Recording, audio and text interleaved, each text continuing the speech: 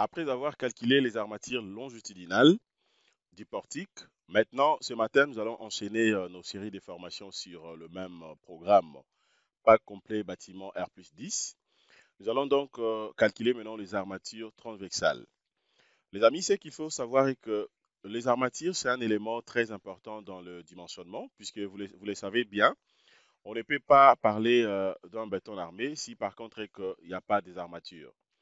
Dans ce chapitre 3 sur le portique, nous avons bien débuté ensemble avec vous. Vous avez donc maîtrisé tout ce qu'il faut faire. La fois passée, nous avons calculé ensemble avec vous les armatures longitudinales de chaque niveau, ou je dirais même de chaque étage. Alors ce matin, nous allons enchaîner encore une fois de plus les calculs des armatures. Cette fois-ci, ça sera donc transversal.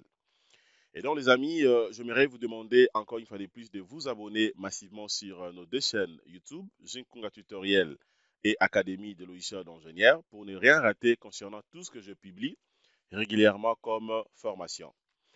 Alors les amis, ce matin, nous allons donc travailler rapidement sur la même niche. Nous allons continuer le chapitre 3, comme je viens de le dire tout à l'heure, sur le portique. Maintenant, comment l'ingénieur peut calculer les armatures transversales de ces portiques? Alors, déjà, ce qu'il faut savoir, la différence qui existe entre les armatures longitudinales ainsi que les armatures transversales, eh bien, cela est justement fonction aussi de dimensions en fait. Vous voyez, donc si par contre que vous avez, comme dans le cas précis, notre bâtiment, le bâtiment étant rectangulaire, quand je dis rectangulaire, c'est à peu près carré, mais pas complètement carré, puisque vous le savez très bien, dans la portée, la grande portée ici, donc la distance, ça fait 22 mètres, mais dans la petite portée, la distance, ça fait 18 mètres. Cela stipule que si je vais parler des poutres longitudinales, donc ça sera justement les poutres qui se retrouvent dans la grande portée. Mais tandis que les poutres transversales, ça sera donc les poutres qui se retrouvent dans la petite portée. Donc c'est juste ça la différence. OK? Et donc les amis, si vous êtes prêts, suivez-moi juste après ce générique.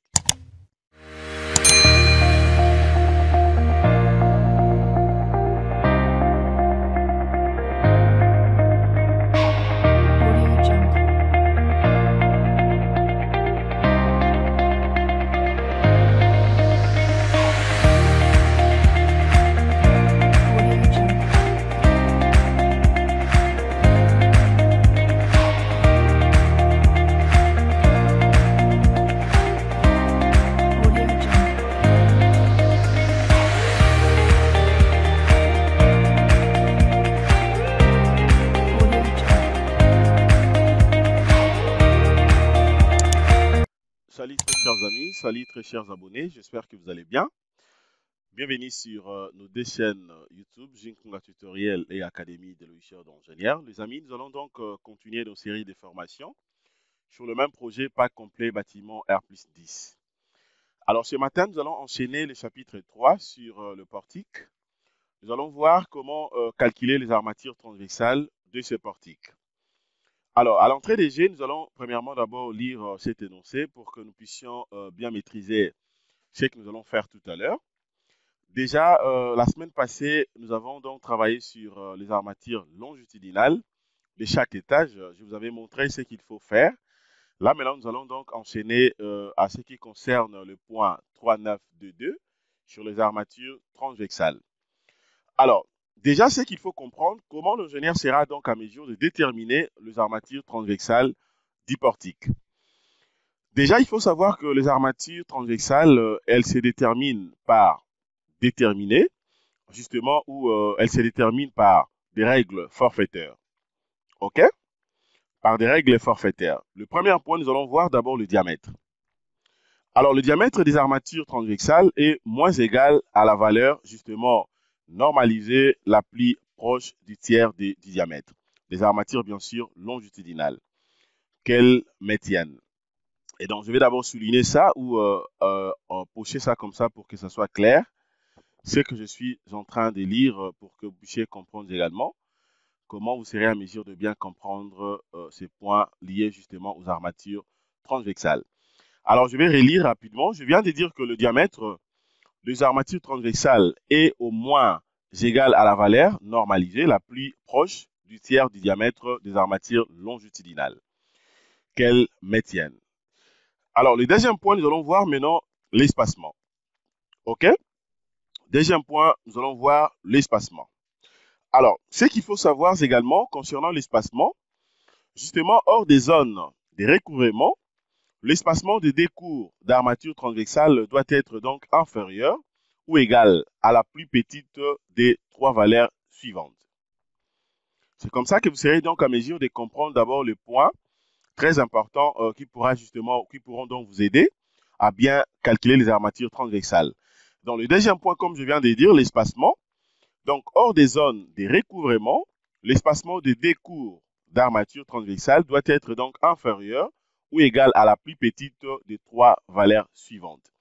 Alors, parmi ces valeurs, donc, vous avez premièrement, le premier point, donc, c'est les 15 fois le diamètre minimal des armatures longitudinales, les 40 cm, ainsi que les A plus 10 cm, ou A est justement la plus petite dimension de la section ou son diamètre.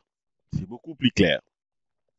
Maintenant, nous allons voir premièrement pour les premiers cas.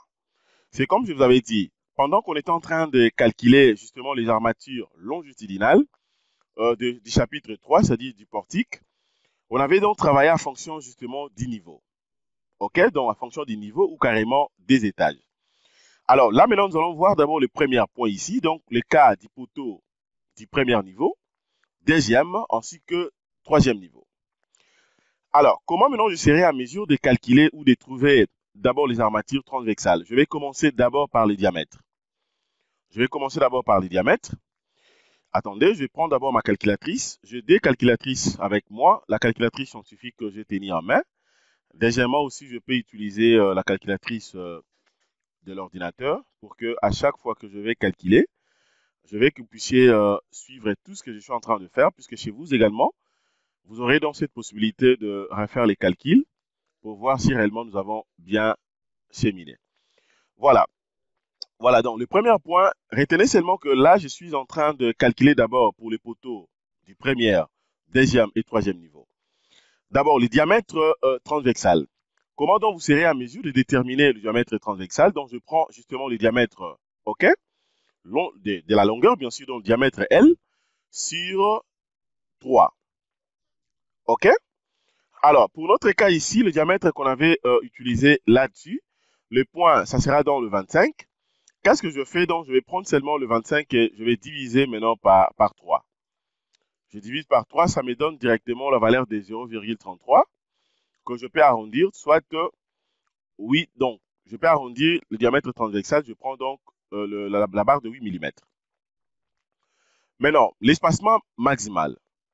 La formule est là. Comment vous serez à mesure de calculer donc l'espacement maximal ici? Donc, le ST doit être inférieur ou égal à 1000 multiplié par le 15 multiplié par 3,2. OK? Alors là, je peux directement remplacer sans problème. Donc, si je prends le 15 multiplié par 3,2, OK? Donc, je vous prierai d'aller jeter un coup d'œil sur tout ce que je vais poster là, c'est-à-dire de les débits, le premier chapitre, deuxième ainsi que le troisième, pour bien comprendre d'autres valeurs que je suis en train d'appliquer ici. Et donc, j'aurai 15 multiplié par 3,2, ça me donne une valeur de 48 cm. OK, donc 40 cm.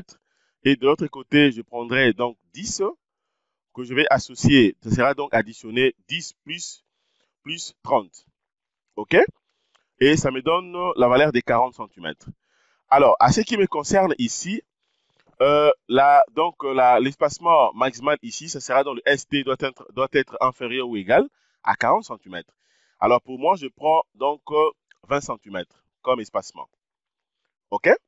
Donc c'est pour dire quoi ici? La section, soit les A, la section AT sera donc égale 8 barres. OK, donc barre de 8 bien sûr, dans le 8, barre de 8 tout au long de 20 cm. Alors, maintenant, je prends pour le deuxième cas, poteau du quatrième et du cinquième niveau. En fait, je vais procéder de la même façon. Tout est fonction justement des armatures dans le barre que moi j'ai utilisé. OK? Vous allez voir qu'il y a les diamètres de barre varient. Lorsqu'on est en train de calculer les armatures longitudinales ici, le diamètre de barre varie justement en fonction des niveaux. Et c'est tout à fait normal puisque vous allez comprendre que je ne peux pas utiliser des armatures peut-être de grande section dans la partie supérieure et à la partie inférieure comme au niveau premier, deuxième, troisième étage. Donc, je prends maintenant des diamètres beaucoup plus inférieurs. Alors, raison pour laquelle vous allez voir ici, si je prends par exemple les cas du poteau du quatrième niveau et cinquième niveau, le diamètre longitudinal qu'on avait utilisé ici, c'était dans le bar de 20. Et donc là, je suis obligé de prendre le 20 qui sera donc divisé par les 3 de la formule. Donc, je prends 20 divisé par 3. Ça me donne directement 6,66. Alors, soit je vais prendre toujours la même diamètre, ou disons comment, la même section plutôt, le même diamètre. Je prends toujours le diamètre, donc 8 mm. OK? L'espacement, je vais appliquer exactement la même chose. Qu'est-ce que je reçois ici? Après avoir calculé, je prends la section, donc l'espacement de 15 cm. Donc, soit j'aurai donc un espacement de 15 cm tout en utilisant les barres de diamètre 8. Voilà, après ça, maintenant, je vais donc appliquer également maintenant le poteau pour le poteau du 6e et du 11e niveau. Alors, j'allais placer un mot ici, les amis. Vous allez comprendre que lorsqu'on était en train de calculer ou d'évaluer les armatures, donc les armatures longitudinales, on avait justement catégorisé en fait les niveaux. OK, comme je l'avais dit tout au début, c'était beaucoup plus pour uniformiser, pour faciliter également l'exécution, mais aussi les ferraillages. Mais maintenant, là, nous sommes en train de calculer d'abord les armatures transversales. Vous allez voir que c'est un tout petit peu différent. Puisque ici, vous allez voir que une fois que nous avons commencé d'abord avec les niveaux, premier niveau, deuxième et troisième. Et puis, nous avons pris quatrième niveau et cinquième niveau. Et maintenant, là, je prends directement sixième niveau jusqu'au 11e niveau. OK? Puisque là, on avait utilisé presque le même diamètre de barre. Alors là, je vais faire la même chose. Donc, j'aurai tout simplement le 10 que je vais diviser maintenant par 3. Eh bien, si je prends 10 divisé par 3, ça me donne une valeur de 3,33. Soit, donc, je prends le diamètre barre de 6. OK? Je calcule maintenant l'espacement et puis je trouve un espacement de 10 cm. Voilà, donc, ça vaut justement presque la même chose. Donc, regardez là maintenant, sauf que le diamètre ici change, mais aussi l'espacement également change. OK? Alors, étant donné que je viens maintenant de terminer en fait les calculs des armatures transversales de chaque niveau, donc tous les 11e niveaux ou tous les 11 niveaux, donc c'est pour dire que là maintenant je peux vous présenter rapidement le plan de ferraillage. Donc voilà les amis, c'est que je voulais vous montrer concernant cette étape. Donc l'idéal c'était d'abord de terminer, de vous montrer comment vous serez à mesure de calculer aussi les armatures transversales. Et justement après cette formation, je vais maintenant vous montrer le plan de ferraillage d'une manière globale pour le chapitre 3 qui est justement donc le portique. Merci les amis de votre disponibilité. Comme je l'avais dit au début, abonnez-vous massivement sur nos deux chaînes YouTube, Ginkonga Tutoriel et Académie de logiciels d'ingénieurs. N'hésitez pas à nous écrire si vous avez des questions, mais aussi des suggestions. Contactez-nous pour vos formations, mais aussi pour que vous puissiez travailler avec nous comme étant bureau d'études ou même une entreprise qui pourra donc travailler avec vous avec beaucoup de compétences. Comme ça, vous ne serez jamais déçus. Passez une excellente journée, les amis. Au revoir.